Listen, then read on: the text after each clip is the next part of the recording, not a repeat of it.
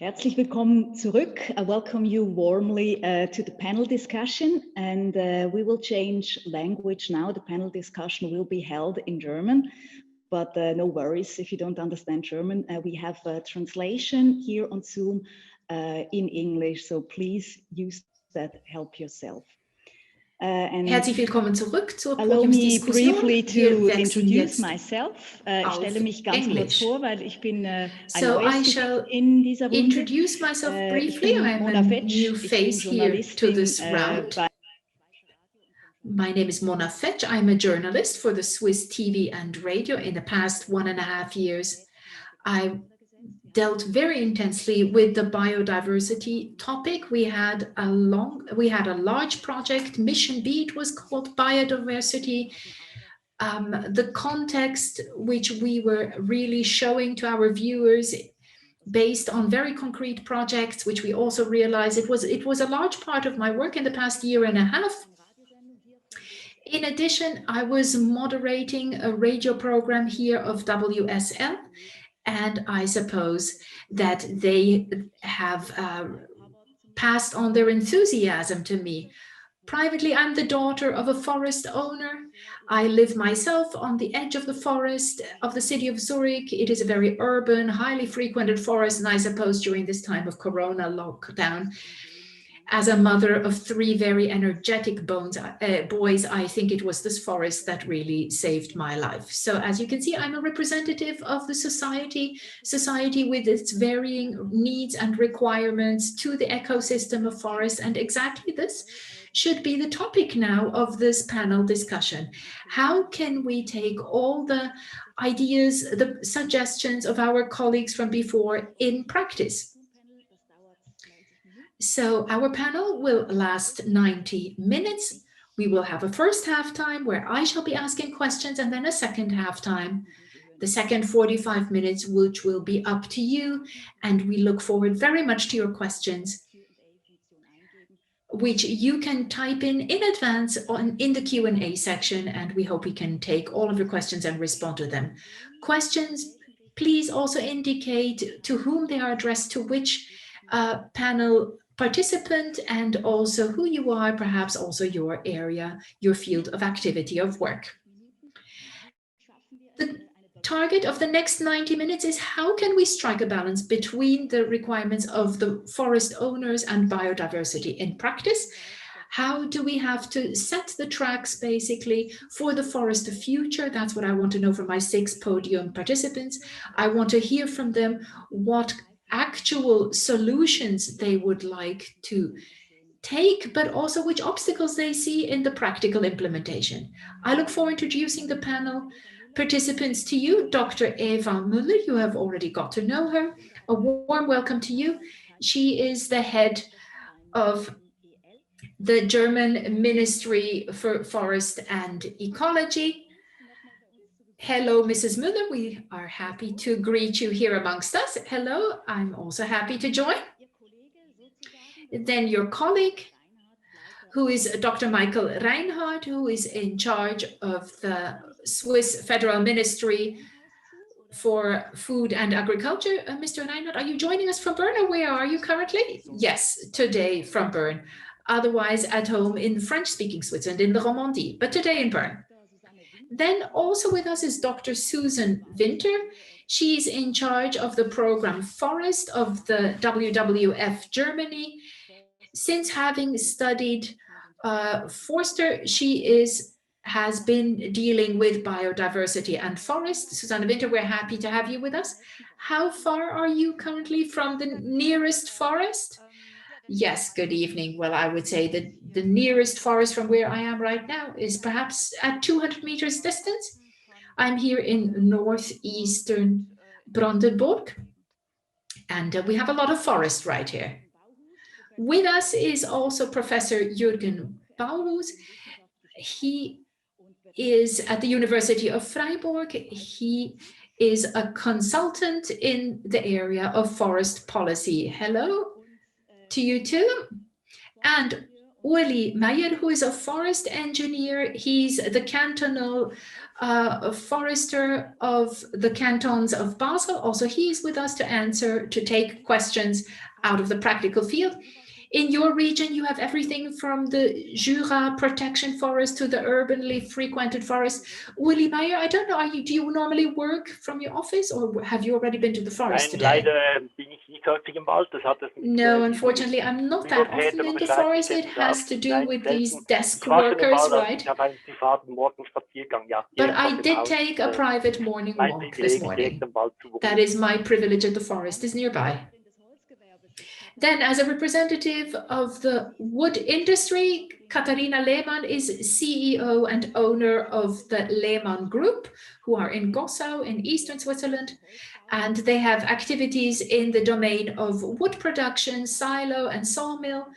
And you manufacture, you use wood from your environment, internationally very successful, from golf club to housing construction, from Korea to a mosque somewhere, to the Swatch building in Biel. You practically do everything. Katharina, you say of yourself that you have a wooden heart.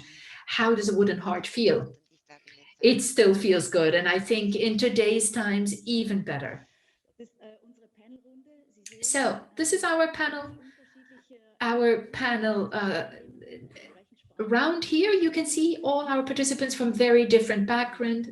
So I expect it to become very interesting. Now, how can we take all the inputs that we have received of these past 2 days? How can we implement them in the practice? This will be a virtual discussion. You can imagine this is quite special. We do not have the same possibilities that we would normally have if we were sitting physically together. So we have fixed certain things between each other that we will make shorter speech contributions. And I thank my panel participants for sticking to it, that enough time will remain to take questions from our audience. Uli Meyer, I would like to start with you. The forest department of both cantons of Basel started very early, I think in 2003, with guidelines for environmental protection in the forest. There are a lot of elements in there of the integrated forest management. You have applied them already in different measures. And the coordination is in your department, which you're in charge of. If you now look back, what has changed since? I think we have really been working for quite some time already, and if there has been changes, then I would say it's even more requirements towards the forest from the side of the population, of nature protection, conservation organizations, also now due to Corona, and also this 24-hour mentality, which is sometimes a bit against conservation requirements. And if we have to find the guidelines, then it was basically to find a togetherness between forest management and conservation requirements. And today, I can see that there is a certain competition between conservation and a lot of other objectives, which we as a Department for Forest of both cantons have to coordinate and unify. A competition, a race, that does not only sound harmonious. Where do you experience conflict? Well, I always give the example. If the Federal Ministry for Health calls upon people to celebrate Christmas in the forest and not at home because of COVID, then this will of course lead to conflicts in the daily life outside in the forest between animals and human needs, right? So these are examples of, for example, the requirement to be able to be active in the forest between 8 to 9 in the evening with headlights, and to run through the forest at these hours. Also, this runs against conservation needs. The conservation also of species. If we also want to work with more deadwood on the forest ground, then these are different requirements, different objectives, which are conflicting, yes. Forest management is actually managing the human needs nowadays. A lot of human needs towards a forest. Thank you. Eva Müller, if I may ask you, you have followed this panel already with a lot of interest. You listened to all the inputs, the great examples that we also find in the book, in the publication. But these are only examples. There is a large part of the forest which is not shown in all these aspects. So how well is forest management, biodiversity, also in the managed forests, how well is it set up to consider biodiversity? Yes, well, in Germany, we have this possibility. As you know, in Germany, the states are responsible for forest management. So it's in the hand of the states, of the federal states. And they have programs for volunteers to support the forest owners. These are contractual agreements between the forest owners and us. For example, that cultural trees remain in the forest, that biotopes remain in the forests. So we do have such approaches, perhaps not used as much as we would hope. Has perhaps also to do with application procedures, bureaucracy between the different German states, using different approaches. We are a federal state, of course. So it does have the disadvantage of sort of patchwork carpets of different approaches and different practices. Michael Reinhardt, how is it in Switzerland? How well are such approaches, as we've heard them presented already, implemented? And where do you see potential to do more? Yes, well, also in Switzerland, we have such performances that we define with the cantons. We call them program agreements. And within this framework, we have different, for example, targets such as deadwood islands, etc., which we have defined. At the beginning of such a period, the current period will last 5 years till 2024. And within that, we try to define and raise awareness also. In Switzerland, the contact to the actual forest owners, the landowners, is then in the hands of the cantons. And the cantons have to then define these agreements and discuss them with the forest owners.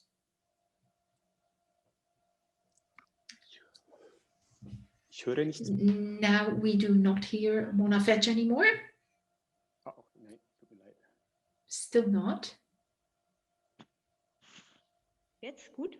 Now it should work. Okay.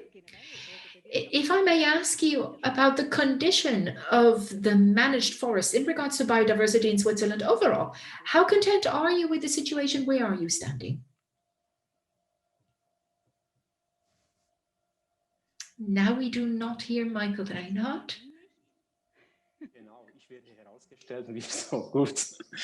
All right, okay.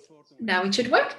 So the greatest challenge, if I hear the term forest condition, it has to do with climate warming, with global warming. So we have these influences on the forest. We have long-term drought periods. We have extreme occurrences weather-wise. Then these are really tremendous challenges that we are faced with. Synergies can grow out of these potential possibilities in regards to biodiversity, but it is always a trade-off that we have to evaluate here. All forest services are equal, also legally on an equal basis, and we have to ensure this. And we know that in regards to biodiversity, we have still quite a potential on the edges of the forest, wet forest edges, etc. But as we have heard today, regarding the upscaling on the level of landscape, we have a lot of potential here. But again, all forest functions from using to conservation are possible and are in focus. I could imagine Susanne Winter to place all these requirements to the forest, sort of to unify them, but I can feel also in my environment that people have started to think differently. Also forest owners, forest users, for them biodiversity is very present in their minds. front line. What do you think? How are we in terms of biodiversity in the managed forests? Do you think we're on a good path here, or where do you think not yet? I think in light of this conference and the publication made, it shows so clearly that there are so many positive examples where we have multifunctional forest management, how forests can be managed, and at the same time, other aspects, other services can be considered. At the same time, I think viewed on the large scale, there are still many areas, many fields where the trade-off between use and biodiversity, enhancing conservation, stabilization of the ecosystems, where still a lot remains to be done. In Germany, we would like to see 5% of the forest to have them removed from the management following the criteria that we have defined. Also here, a lot remains to be done. But nonetheless, this back to nature, nature-based forest management, there is research in this domain that if this is practiced, followed for 10 years and adapted following the conditions of biodiversity, then positive effects can actually be measured. So I think also in real time, we can see which effects we have. We shouldn't speak too much, we should actually do. You have addressed it, that is one approach to remove forest out of the management. But what we have been discussing here is to bring biodiversity into the managed forests, which are the largest part of our forests, of course. So one point of the intro of the authors in the publication is that we really have the commitment to cover our used wood in a sustainable manner with local wood. That is a clear sort of confirmation, affirmation of using local wood. Can you support it, or would you raise a but? Yes, I actually wanted to point this out. So one thing is to remove the 5% forest, because what remains is 95% managed forests. Or if we take the EU strategy, let's call it 90%. So the focus remains on the management. And the wood product is a highly valued product. The question is, of course, how can we perform the forest management? And I think in these 2 days, we got a lot of perspectives, how we can get the deadwood approach into the forest, how can we have more phases of decay on offer for the species variety. So this is the field that we in research think that we're already quite far, quite advanced, and this can be brought in an integrated manner into the forest management, and we can still use the wood and fulfill those goals. Nonetheless, it is a fact that temporarily we will have also a drop in wood use or available wood use. Wood consumption in Europe, we will struggle to meet those targets, to cover it. Can this be connected here? I want to ask Jürgen Bauhus. On one hand, biodiversity. On the other hand, we need enough wood, which is sustainable. CO2 is a key element here as well. Can we sort of join all these requirements together, or will this remain just a beautiful dream? So I think in principle, this can be combined, all these different needs. We have heard of the examples, but it is not easy, and it will not become easier. We have seen also the development in our forests, which make it more difficult for the forest owners. For example, I think Mr. von Paulmeyer showed it very nicely how the ratio of the coniferous forest is reducing drastically. So in terms of biodiversity, this is positive because these are secondary coniferous forests, but for the profitability of wood use, wood production, this is not positive.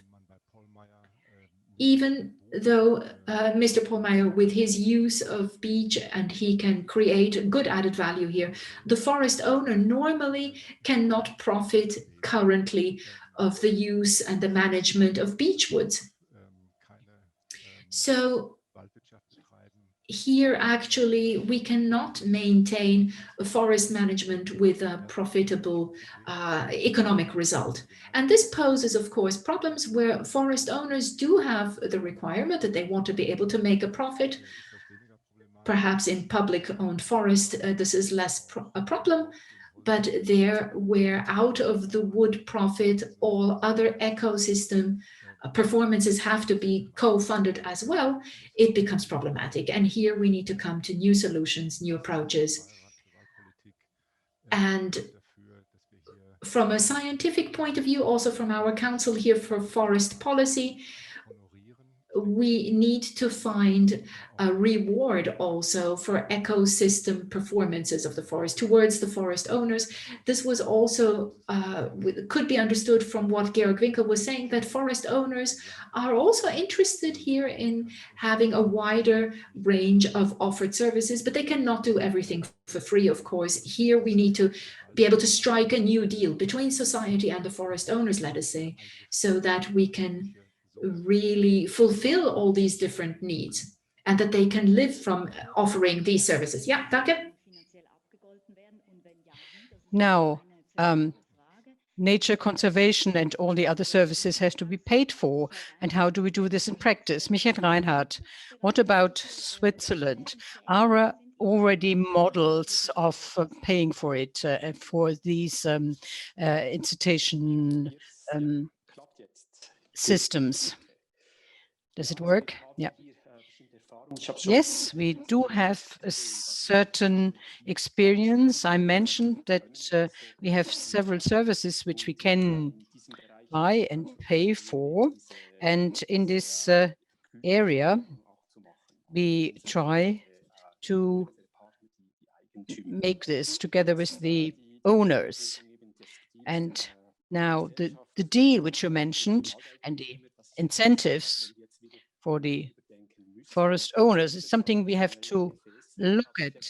There are some measures, but they do not cover everything.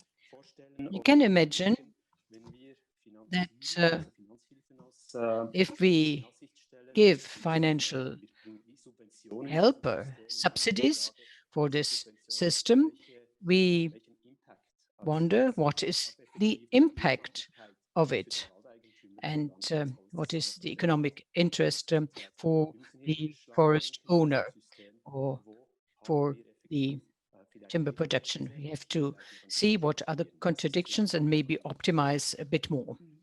Eva Müller, what about Germany? Do we have these financial subsidies and incentives, and what is your experience with it? Over the last 3 years, we had the bark beetles and we had storms and we had, together with the lender, 8 million for 4 years as an aid program to help the forest owners to restore after the damages, to restore the forest. This was important. It was the first aid because it creates new possibilities, and there are criteria, not only conifers, has to be a certain part of mixed forest, which has to lead to the fact that the change which is happening in the forest has been happening for the last 30 years, is making headway towards mixed forests and more climate resistant. But this program is limited to 4 years or 3 years. Now we are discussing in Germany what we could do in the long run and how the different systems and services could be recognized and acknowledged. We have the scientific board. Professor Bowers mentioned it already. Our advisory board have been many discussions with various actors. We created a working group thinking about the possibility of such a system. It is not easy. The ecosystem services of the forests are very complex, and to changes into a practical system which can work for the forest owners, and to acknowledge the services they provide is not an easy task. For the time being, we rather tend to concentrate on the services for the climate protection of the forests, because we have a fund for energy and climate at the federal level where these funds are available. From this fund coming from the CO2 pricing, and we hope that we can use these means to pay for the climate protection services of the forest owners. This is a first approach, which seems to be practical for us for many reasons. And we think that is absolutely necessary because our forest owners cannot live on the yield, the results. There are many who have lost everything, are bankrupt. And in the long run, for many of them, it will not be possible to live only from the timber yield and to finance the ecosystem from the results coming from the timber. Now, the authors also say we need both. We need biodiversity, but we also need managed forests, because this is very important and guarantees the diversity of the forests. It is clear that we have to think, and I ask Katina Lehmann, what does this mean for those who live from the wood, selling it? And on the other hand, the industry uh, working with this wood at the regional level.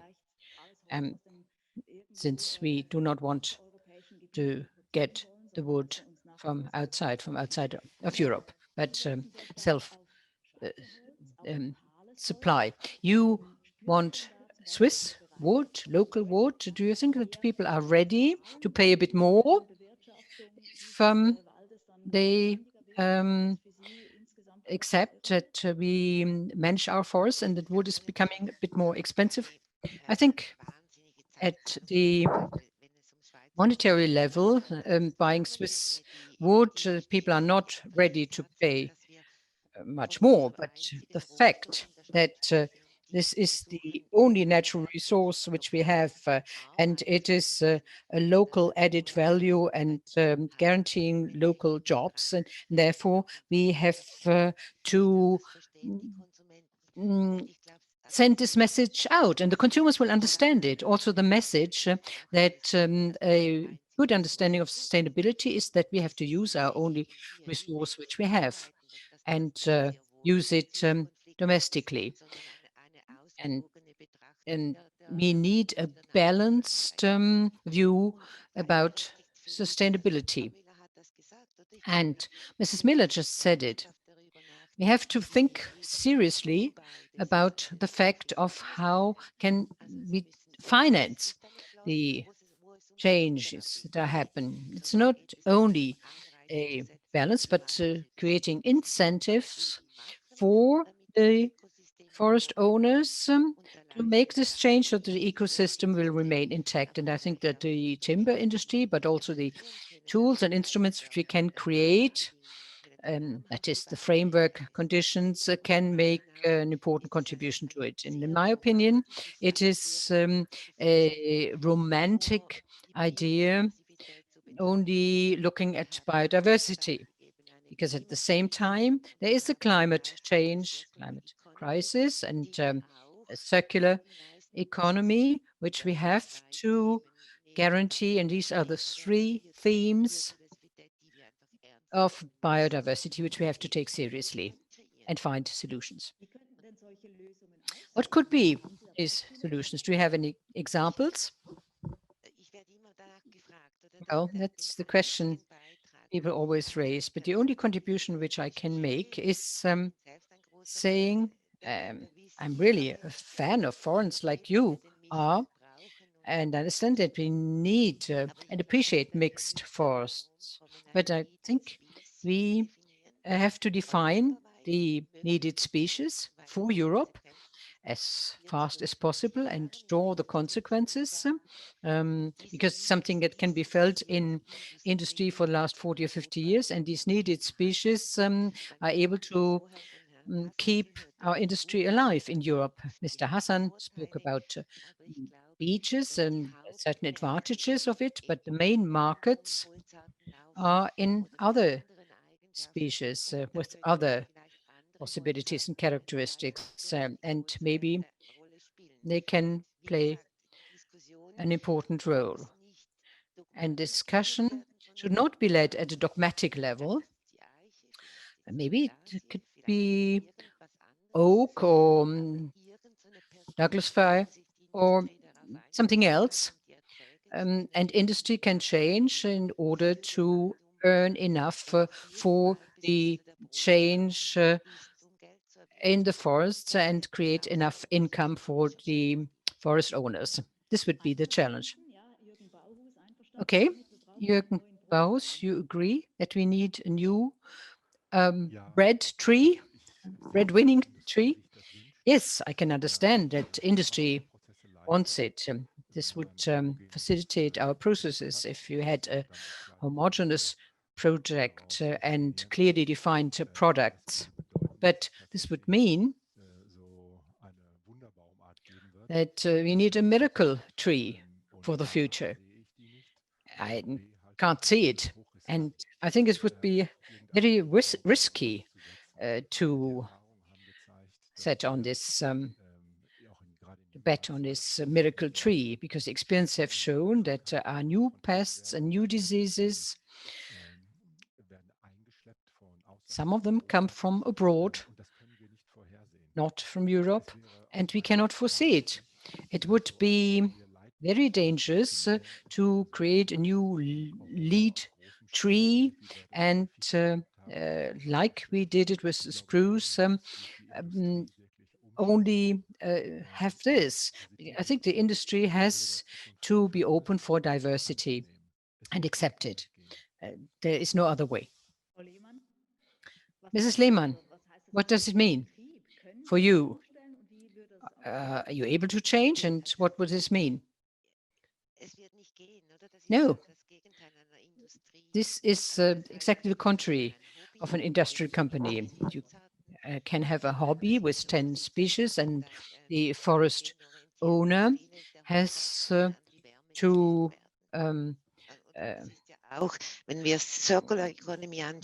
be able to change. If we look at the circular economy, we have to deal with our resources and to burn them directly. This is not possible. Use them for fuel wood. I agree with Mr. Bauhaus that we have to balance between the risk and also diversify, and not only have only one species, but there could be one dominant species, otherwise industry cannot adapt to it. And we will leave the area to Russia and North America with great stands of other species. And this is an industrial policy which has to be fixed at the European level, and not only a policy in terms of biodiversity. And in my opinion, you have to understand sustainability the right way. And I work also with tropic countries, and it means that we have to be able to gain enough to be able to pay for the other functions. Otherwise, we will have gardeners, the forester as gardeners, tending the plants and the trees, but somebody has to pay for it after all. Yes, this will be a major issue, and this is already discussion. It leads me to the next theme, which is also mentioned in the policy brief, that the authors say what we need is a new cooperation, readiness for dialogue, and this polarization between forest management and nature conservation is something we have to leave behind. Only together we can achieve something. Now, Eva Müller and Susanne Wiener, my impression is that the dialogue in Germany is really harder than what we do in Germany, maybe. What do you think? How can we get out of this confrontation and rather work together? Maybe I ask Susanne Winter first. Yes. I cannot compare the situation because I don't know what is happening at the Swiss level and the dialogue you are leading. I cannot compare those situations. But what is important for this form of dialogue that we need to lead is to look exactly which are the aspects we want to look at. The policy brief and the summary. Policy brief and the summary have shown this very well. There are many examples we have heard yesterday and today from the book, multifunctional approaches. And this is where we have to look at it. Of course, there are the needs going towards a special species, but for the climate protection, there's also regulation of the and other measures for the water resources. There's aspect of using timber, and there's also biodiversity. And only if we manage to put all these factors on the table and try to find the best variation. And now I try to look at what we've heard over the last 2 days. Mr. Hassan from Polmeyer, for instance, said that with beech you can do a lot. Beech is a deciduous tree. Very often they have a better water system, improving the water system compared to conifers. The thermoregulation in the deciduous woods forest is better than in other forests. Therefore, these are elements that are relevant, pertinent for the climate, and there are also risk factors which we have to look at. And then try to find a sort of compromise for the management and choosing species. And we have many lowlands and Germany, where we don't have the mountainous mixed forests.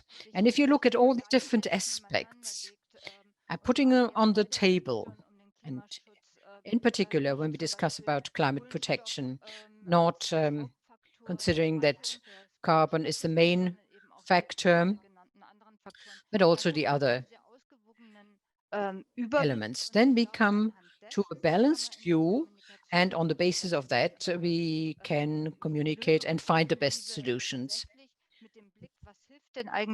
and trying to help the ecosystem, the forests, because the climate discussion is very important, has been important for the last 2 years, and the resilience has to be maintained. We need ecosystems which are able to provide this, and this is the way we need to communicate in the interest of the ecosystem. Eva Müller, for you, this dialogue between the forestry and nature conservation, is this satisfactory, or where are instruments to improve this dialogue? Because this is important for such an integrative forest management. Well, this dialogue is very emotional in Germany, and sometimes there's polarization. For instance, we have an author of a book in Germany who, in an emotional way, presents the situation of the forests and influences public opinion. At the moment, we try to bring the different actors together. Our federal minister last year, in view of the increasing damages in the forests and the necessity to act, has convoked a national forest summit. It's all people from industry, nature, conservation, forestry, etc. Everybody was there. And we spoke about the different parameters which are important for the regeneration, for the change in the forests, which did not change the situation immediately. There is an aid program for the forest owners with a number of criteria, but there's still a lot of criticism for us. This European-wide network integrate is very important because in this network integrate, we speak with representatives of forestry and nature conservation and speak about sustainability and biodiversity and how can we do this. And this network integrator has many places of observation, of monitoring, where we can look at examples where students, citizens, visitors have the possibility to learn, to see how it functions, how it works in the forests. And Integrate has done a lot for it. And this is another possibility of creating a better understanding so that the management of forests and nature conservation have to be together. So I was quite surprised when I realized that, at least in Germany, forest management and conservation are in separate departments in Germany. That already from an organizational point of view, you are quite far apart. So this is perhaps a provocative question. Shouldn't that be changed? Shouldn't the forest management and conservation be placed under one roof?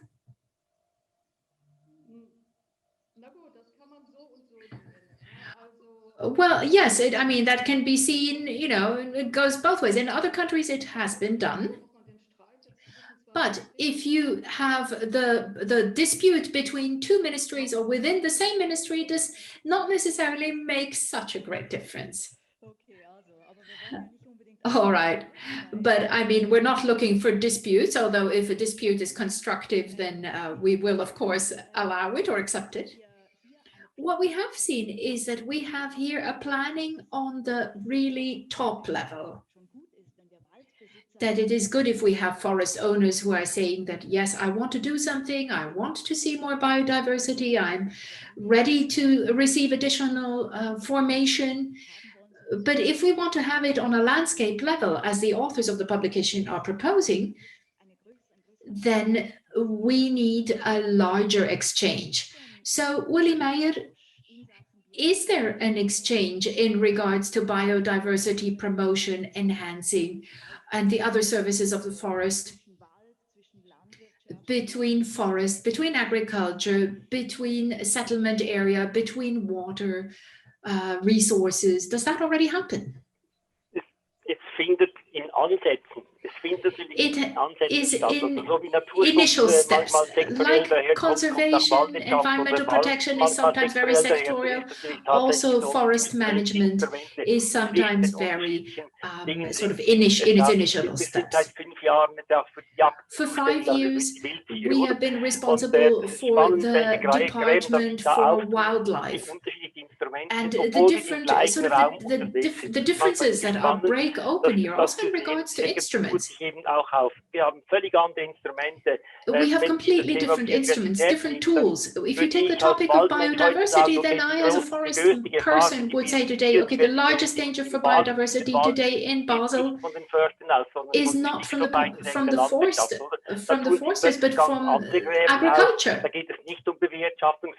Because here it's not about management, it's about basic attitudes, and that is the difficulty. That is hard to reconcile then. In the system of landscape, the way I experience it here in Basel is the differences.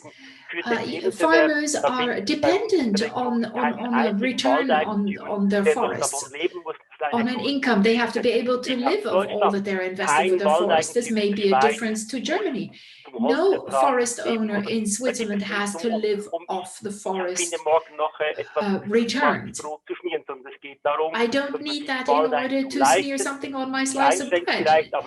andere Geschäfte hat. Und das sind völlig I have, as a forest owner, I have different areas of business, so these are completely different worlds, and therefore perhaps why we draw other conclusions to what you have in Germany. Also what the EFI has mentioned in Germany, the discussion between the possibility of earnings and conservation requirements. But back to your question, I think it requires a next to each other. You cannot solve forest only with forest solutions, and biodiversity also not only. You really need efforts on both sides. You mentioned your program on the Swiss TV, Swiss radio, where you said that biodiversity begins at the doorstep. Yes, for me, the whole discussion if biodiversity or economics or profit, if you decide today for biodiversity, you should also decide for economics, for economy.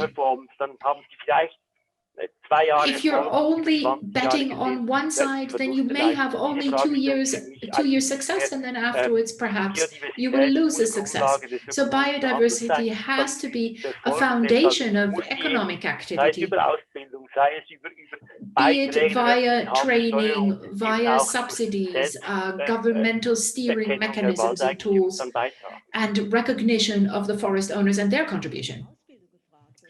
You have mentioned the educational aspects, so the specialists of the future. Are we training them already?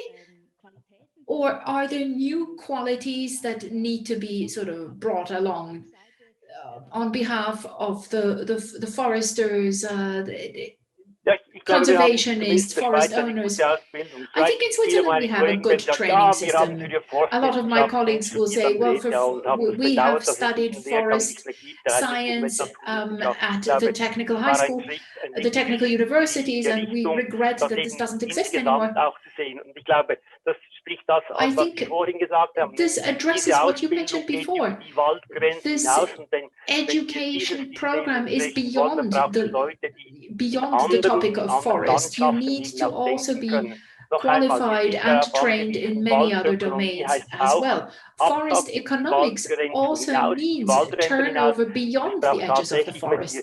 If we want networks as a foundation for a good biodiversity, networks in the landscape, then these are the people who have been trained at the ETH, at the main technological university of Switzerland. They are very highly qualified to tackle such questions from a joint perspective.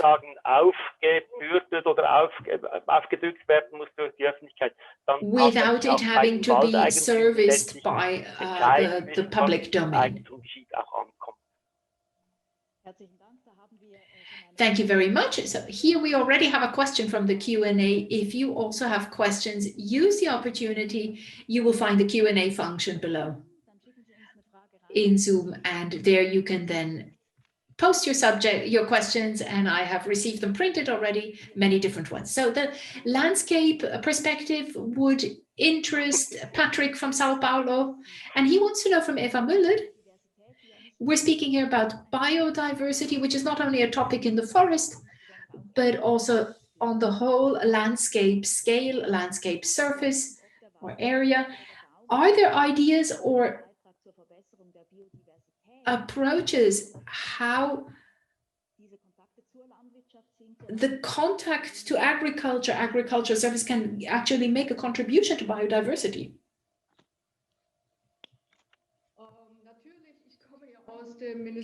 Well, of course, I come from the Ministry of Food and Agriculture, which means that we deal with agriculture as well as forest. So in agriculture in Germany, it is so that the farmers are being heavily criticized because of insect extinction, the use of plant spray chemicals. So public is really viewing agriculture because people want more ecological principles. They want less plant chemicals used. They are alarmed by insect extinction. And this has consequences also on what we as a ministry deal with. that we're not only dealing with biodiversity in the forest, but also in the agricultural landscape. So our ministry has developed an insect protection program, which is headed by the environmental departments, but the agriculture ministry is heavily involved. Actually, it is a joint project of both of us. So to that point, we are trying to view biodiversity not only on the level of the forest, but also increasingly in agriculture. Thank you very much. Next question from Mark Hanewinkel from the University of Freiburg. What could certification solutions, for example, for carbon contribute here? How can one let forest owners participate? So CO2 as a key word here. Who would like to take this question? It has not been directed to a specific participant. Certification approaches. Well, perhaps I can contribute a few aspects of the question. A lot can be said on certificates. I think what is very important, that is in terms of CO2 sequestration and storage in the forest, that you don't only see the tree, but the complete ecosystem. Because carbon is in the ground, it is in the vegetation, it is in the tree. So, but such certifications do not only cover one segment then. And otherwise, it is certainly so that these certificates in regards to their efficiency, they first they need to be very well developed in order to become climate relevant. Michael Reinhardt, would you like to add something? Yes, please. I would like to make a bit of a jump here from a forest policy to climate policy. And it's, of course, a very interesting field, because here in Switzerland, we have the situation that we have actually a voluntary market where forest owners, if they fulfill certain criteria, they can sell their sort of certificates. Legally, this is not handled yet. It's on a voluntary basis, but what we want is to see that this compensation is possible on a volunteer basis. With a new CO2 legislation, this will change, where also the forest contributions then will be recognized. In the current compensation mechanisms, which have been copied from the international regulation standards, if I may say so, if we see them, look at them through the perspective of environmental policies, it cannot be certified if it contradicts a different environmental requirement or environmental legislation. So this integrality, which is strongly anchored in Swiss legislation, it may not be questioned by certification solutions. That's also how it's handled here. And these are very interesting discussions, but not always easy discussions to lead. Because again, we have climate policy here in regards to forests, and the handling of these allocated shares, emission shares. If you punish an emission reduction is rewarded. And in the forest, we can increase the reductions.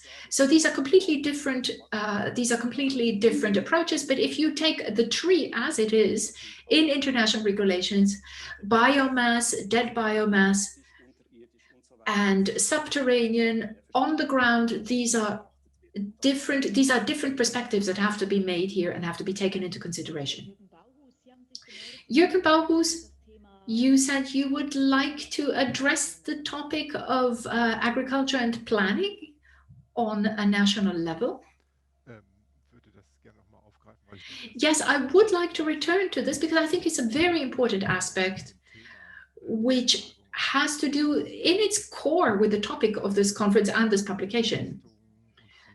Because a lot of functions, a lot of services of the forest can only be achieved on a landscape level. There are a lot of populations, a lot of species which can only be maintained, kept alive basically on a landscape level. And there are a lot of other such aspects. So frequently this poses a problem in our small structured landscapes with a very fragmented, small divided land and forest ownership. I'll never forget how in the beginning of 2000, I was on an excursion to the Emmental in Switzerland, and he told me, the forester told me that he has 3,000 forest owners on 1,000. And he actually needs more money to fund the stamps to address all of the forest owners if he wants to let out a mailing. So we have a similar situation in Germany, perhaps not that drastic. Huge challenge also if the single forest owners do not have to live off their forest possessions. But there are the challenges of how can we achieve a joint integrated management. We need to create offers for these forest offers, for example, joint communities, sort of a shared management options in order to achieve these landscape targets. Also in regards to the climate challenges ahead of us, because know-how and experience will quickly lose value. Also the knowledge, how can we bring this knowledge in? How can we adapt to disturbances? How can I adapt my forests? How can I fight forest fires? These are all very important topics and questions where we need organizations who can make these consulting services, who contribute a know-how in terms of the connection between forest structure and biodiversity, but also the challenge towards climate change. Just 2 weekends ago, I was taking a walk here in the Black Forest, and I saw how somebody on 800 meters had a forest stand with Douglasii. On 800 meters, he was trying to replant trees. This is money thrown out the window. It's not good for biodiversity. It will not help anybody apart from the person who had sold this patch of forest. So such things should not occur. Susan Winter, the landscape aspect. Yes, we had spoken about it a bit.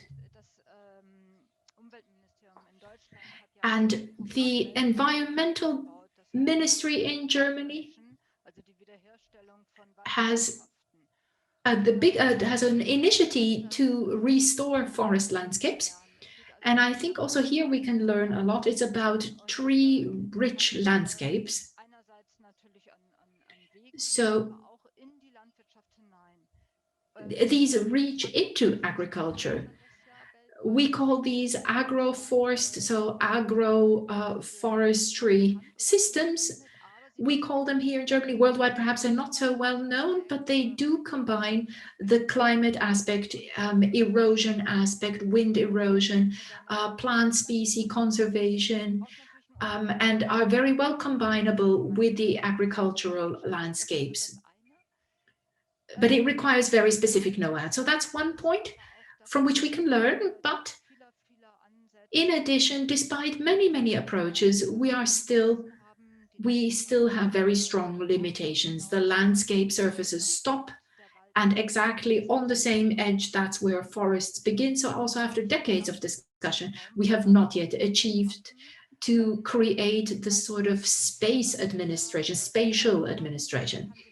Usually the forest edge cannot expand itself into the agricultural surface, otherwise you lose subsidies.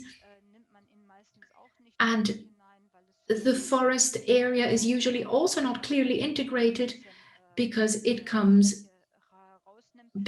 would then reduce surface of the actual stand. So we are not yet there that we could really have this multiple land use, where we could have this interconnectedness, where we could have also these transition points.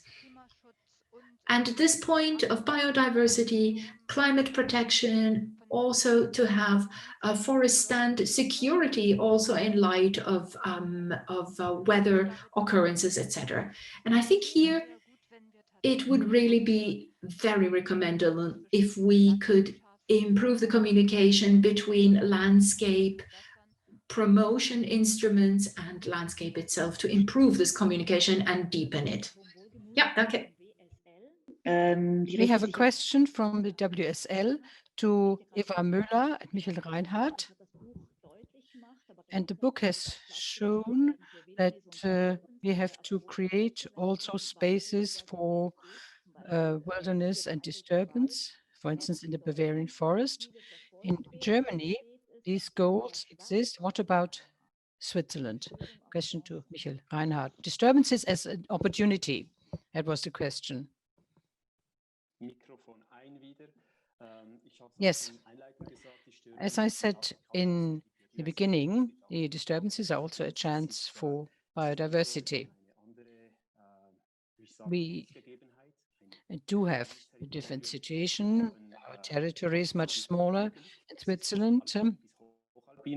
They have the Alps, mountainous regions, and the situation is different. And we do not have larger areas. And we have to see that the starting situation is very different. But we have to think what is the situation after a disturbance and what is important and should be done, as we heard before.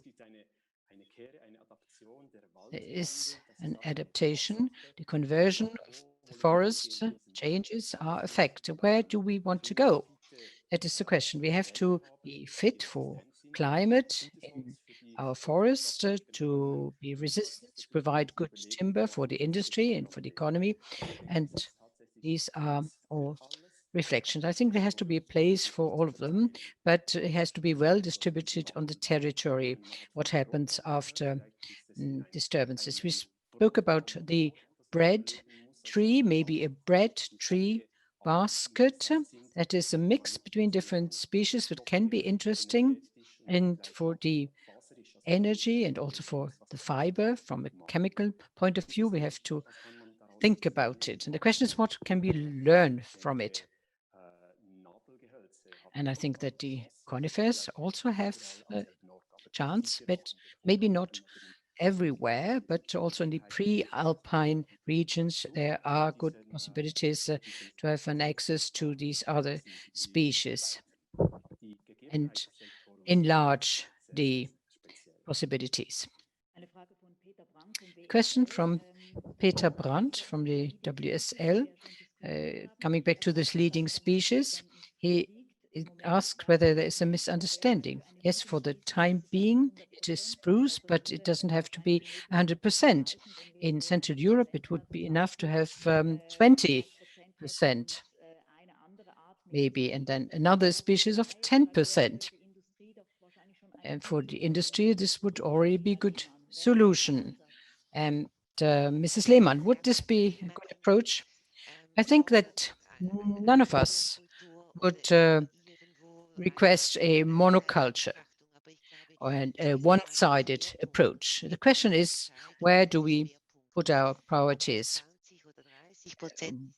Whether it is 20 or 30%, it doesn't matter. But we have been discussing about the theme for a long time, and we know that the decisions have to be taken at some point so that the industry can still believe in having a good basis for proceeds from these precious woods. This question of the perspective and not of the percentage. This is the culture of the discussion which we have here.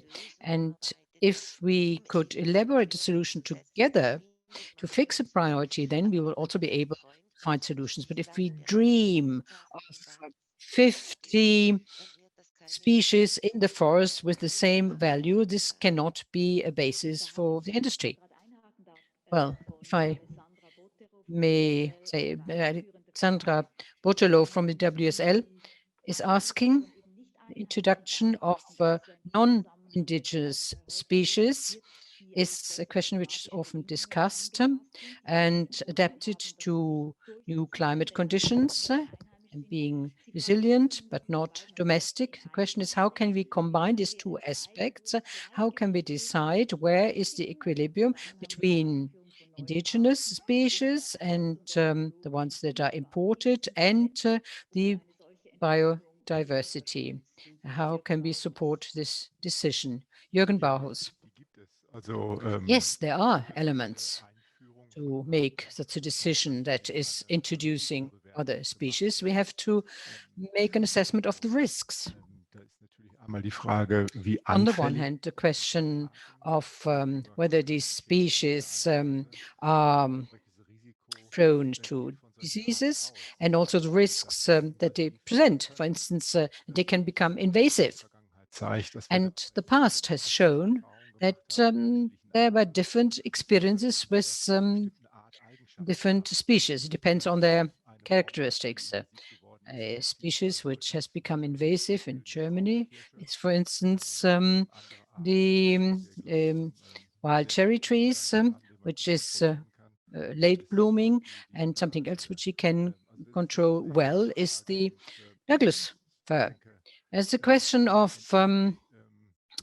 evaluating the pros and cons, and there will not be a solution which is satisfactory for everybody, but we can work with the different mechanisms in order to control the risks.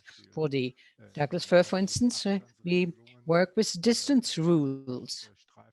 We have buffer strips of 200 meters from the biotopes that have to be protected to prevent them from regenerating them there or mixing them with other species, for instance, with the beech, which bring a lot of shadow, that there is a natural regeneration.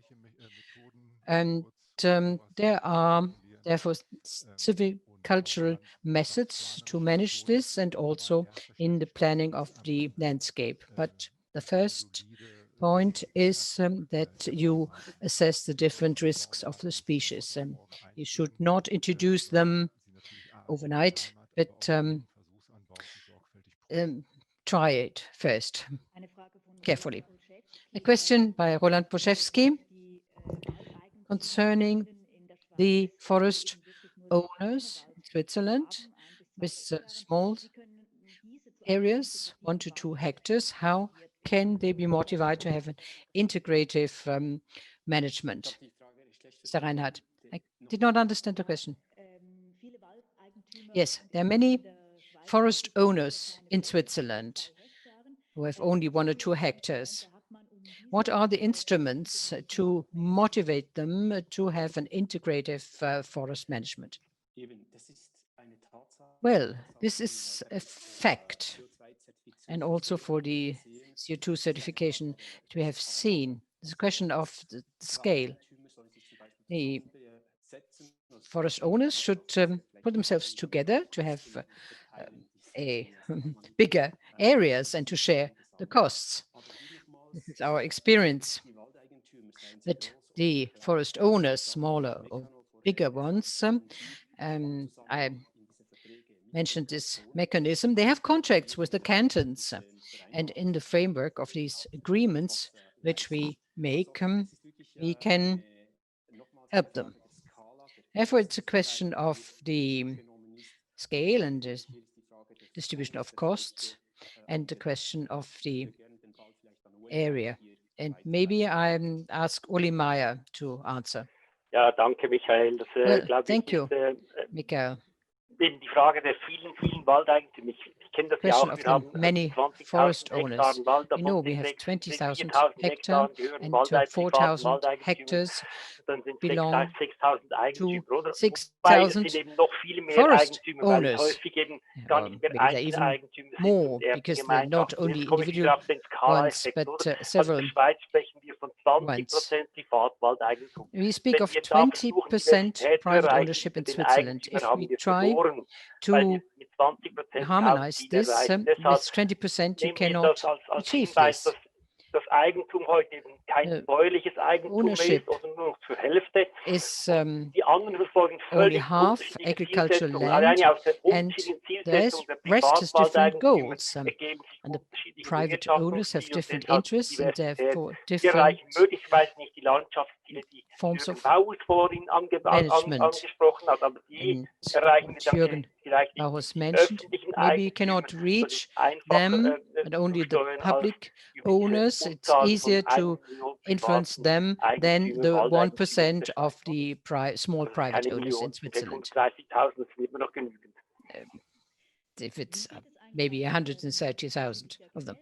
Well, what about society? I said at the beginning, I'm here as a representative not of the experts, you are experts, but of society, person who's using the forest. When I walk through the forest or the Maya, I see trees that were felled, and on the area somebody had sprayed the word murderer, or there are emotional discussions when you block some areas because there's logging going on. Maybe this is a specialty in the area where I live. Now, what about the knowledge in society about management? Because they are the people who use the forests, and they have to understand in which direction we are going. Well, it's different. And the question is, what is the understanding? The background is the same. It's like eating meat. Everybody wants to eat meat, but nobody wants dead animals. It's the same. Everybody wants to wood, but nobody wants dead trees.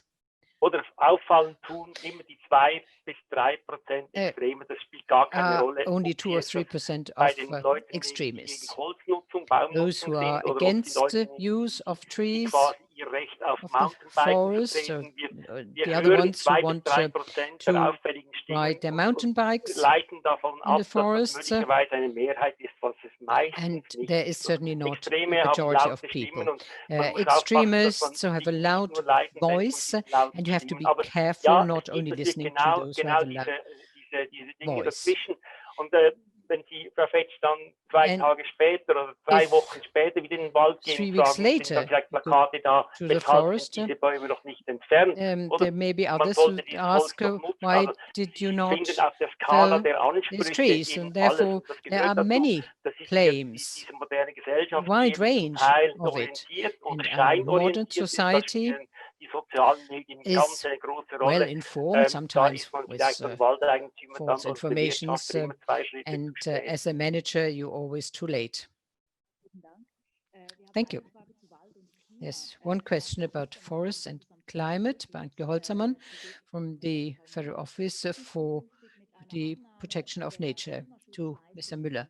When we have less nature conservation measures, what would this mean for the forest owners?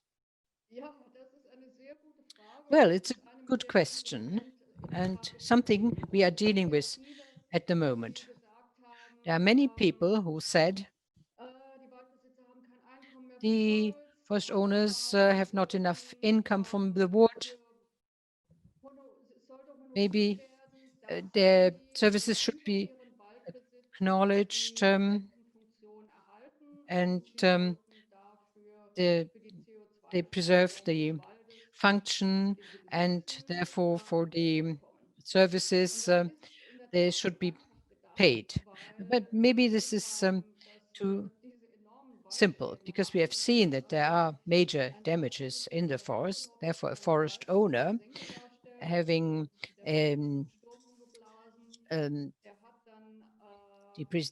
depression, the moment and there's a storm, then there is a source, and normally you have to pay the money back. But this is not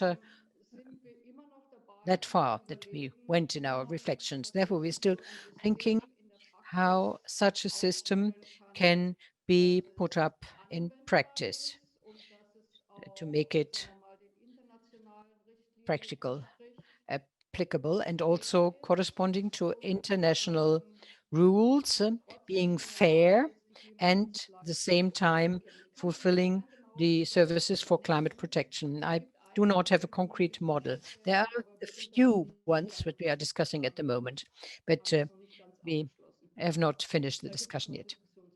We still need to continue the discussion. Well, thank you very much. Maybe one question to Eva Müller. You said at the European level, at the time, at the moment, there are many things going on, and the insights which we gained also through this book, but collected already before and are presented now in the book about integrative forestry management.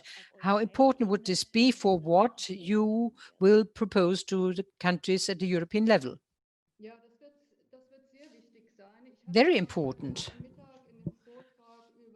When we heard the presentation about the development of the new decisions at the European level, we said that in preparation for our EU presidency, we started discussions with the member states, and together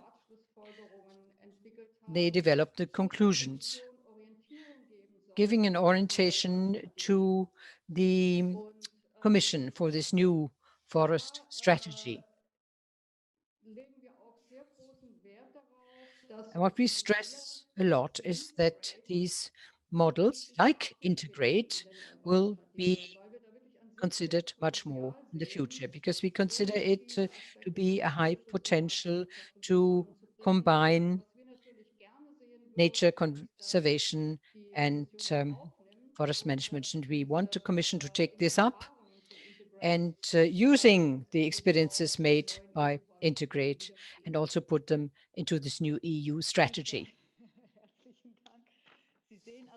Thank you. You see, we are digital, but not only, and we also use the wood by printing our questions. I think this is the last question which we can take, and to leave us a little time for the final words. Christa Glauser from World Wildlife Switzerland. Question to Uli Meyer or Michael Reinhardt. In 2005, the goals were defined in Switzerland together with several stakeholders. And apart from the fact that there are only 3 biotopes projects that are presented, which is not enough, and we have heard that the goals are very good, but their application is missing. What about the implementation of these goals of the forest project of 2005? Forest policy 2020 is part of it, and also about wildlife, which is included. And the inventory which we made has shown that there is a significant improvement as far as the biodiversity is concerned, in particular in the lowlands after the disturbances and in the mixed forest, and also in a weaker forest economy. There are many advantages, and as I said, there are also gaps, in particular at the edges. We have to do more, and also at the wetlands and the mares and bogs. We have to do more, have to catch up. But we want to do this and improve the situation. And also in the follow-up instrument, we are included in the policy 2020. Uli Meyer, you want to add something to it? Ja, vielleicht zwei, drei Worte. Maybe just Grundsätzlich glaube ich, ja, es gibt noch I Defizite, think there insbesondere are wenn ich still bei mir in der Region anschaue. Wir deficits. sind noch When I nicht so look weit in mit my den region, we are not Giants oder that mit den großen und far alten Bäumen. Das wird aber with zunehmend eine Herausforderung, weil genau big diese Bäume trees, jetzt vielleicht noch and stärker unter Trockenheit, unter der Erwärmung they leiden. Da sind wir suffer also from gefragt, dass wir the Lösungen haben, die zukunftsträchtig global sind. Wir sind warming and hier from heute auf der Suche nach the den jungen drought. Zukunftsbäumen, den And we are alten looking for the unsicher, younger damit sie future von Beginn trees to replace the old ones, to be able to preserve them. I think we are on the right track. And also what Michael Reinhardt said, as far as the use of the wood is concerned,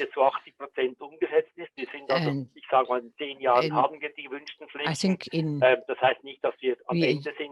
applying what we decided to 80%, and we are on the right track to do it, and also to convince people that we pursue the goals of biodiversity, continue on that track, also at the political level. Thank you very much. Hochschule Bern. Stellt fest, dass Totholz und Licht. So, from high school in Bern, the statement that deadwood is definitely a challenge which we have in the Swiss forests because of dryness. More deadwood is created, and actually it's the reaction of the forest owner who at the end has to decide if he wants to make use of this chance for this opportunity for biodiversity or not. May I ask you, also in Germany, we have landscapes which are very affected by the dryness. In Switzerland, perhaps not as serious, but also here we have such situations. So what do you advise the forest owner in this moment? If a forest owner is really asking himself, what should I do? So Uli Meyer, what what advice would you give him? Should he let everything lie? This is one of the very sensitive questions. Because we measure the forest owners, for example, by their doing, not by their leaving, right?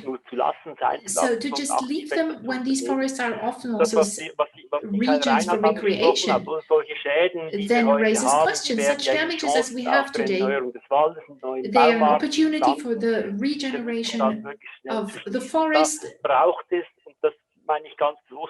And here we need instruments which reward the forest owners who do nothing, to have the courage and weight to leave a surface and just observe it, and not think that by hand you have to intervene and correct and clean.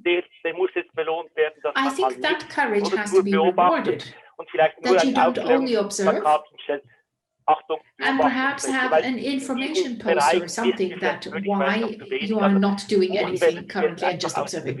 Beech woods, which we take out of the active management, write them off. If we do that for 20 years, then we haven't lost anything over 5 years. So thank you very much. A question by Caroline Hari from the department in Bern. To Michael Reinhardt. Michael Reinhardt, you have said that all forest services are equal. Then why does so much money flow to the protective functions and actually quite modest sums for biodiversity and recreation services, which a forest also has to perform for society? Shouldn't we have more market-oriented incentive systems here? Thank you very much for the question. It is so. Legally, we have a protection, sort of prosperity use function. So, but de facto, we do have a recognition of further forest services, that is like such as biodiversity. That is also a fact. It has a lot to do with the history of Switzerland. The market legislation, it comes particularly out of protection from natural disasters. So we have a historical legacy, if I may call it so. And I think the protective effect of the forest is well known for the settlements, for the villages, for the towns, for infrastructure. Now, if these were replaced by other infrastructures, then the cost would also be very high. So I think it is important that we do have a focus on these protective measures in Switzerland, but we should not ignore the other functions. What is important, and I mentioned that already before, in the context of these subsidies, what do we create by them and what do we not? Because these are own sort of performances. These are protective measures which we are buying. What does that mean for wood use, for wood production? So we do have to consider what are we affecting on this whole value chain through our subsidies. And if I regard the entire system from a sustainable perspective, forest and wood use, then we have a system which is very driven by subsidy mechanisms. And on the other hand, we have the private market, which has to be active here. And here we have to reconsider in a sustainable manner. I think we have a potential here for improved considerations also of our different policy measures in resource policies, forest policies, etc. We have received many questions still. We have not been able to answer all of them, regrettably, but perhaps you will still receive a response afterwards in the chat. Thank you so much for your active participation. There are a lot of synergies, also new synergies in the forest, but we have some goal conflicts as well, which we have addressed in the discussion. I'll be very interested to see how the discussion will be continued in the different domains of my panel participants. Thank you so much to Eva Müller, Michael Reinhardt, Susanne Winter, Jürgen Bauhus, Uli Meyer, and Katharina Lehmann. I wish you all a wonderful evening, and thank you so much for having participated today and this evening.